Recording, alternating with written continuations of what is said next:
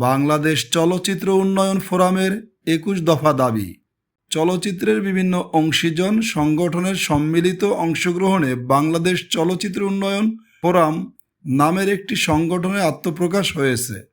বুধবার ২ অক্টোবর বিকেলে বিএফডিসিতে চলচ্চিত্র প্রযোজক পরিবেশক সমিতির অফিস কক্ষে সাংবাদিক সম্মেলনে চলচ্চিত্র প্রযোজক শামসুল আলমকে বাংলাদেশ চলচ্চিত্র উন্নয়ন ফোরামের আহ্বায়ক, চলচ্চিত্র পরিচালক শাহীন সুমনকে সদস্য সচিব করে আংশিক কমিটি ঘোষণা করা হয়েছে। বাংলাদেশ চলচ্চিত্র উন্নয়ন ফোরামের পক্ষ থেকে অন্তর্বর্তী সরকারের নিকটে ২১ দফা দাবিসহ ম্যানিফেস্টো ঘোষণায় বর্তমান চলচ্চিত্র সার্টিফিকেশন বোর্ড ও জাতীয় চলচ্চিত্র পুরস্কার জুরি বোর্ড বাতিলের দাবি জানানো হয়েছে।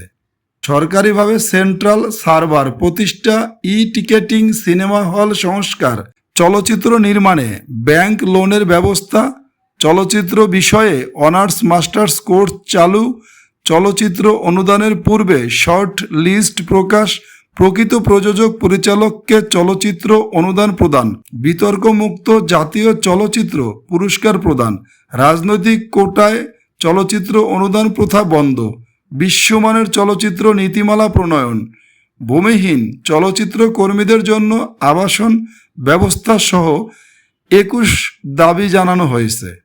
সংবাদ সম্মেলনে স্বাগত বক্তব্য রাখেন বাংলাদেশ চলচ্চিত্র উন্নয়ন ফোরামের আহ্বায়ক শামসুল আলম, চলচ্চিত্র শিল্পী সমিতির সিনিয়র সহসভাপতি ও ফোরামের যুগ্ম আহ্বায়ক চিত্রনায়ক ডিএ তায়েব, যুগ্ম আহ্বায়ক চিত্রনায়ক ওমর সানি, ফোরামের কার্যনির্বাহী সদস্য অভিনেতা আলীরাজ, শিল্পী সমিতির কার্যনির্বাহী সদস্য ফোরামের যুগ্ম আহ্বায়ক নানা শাহ, ফোরামের যুগ্ম আহ্বায়ক চলচ্চিত্র প্রযোজক এ জে রানা।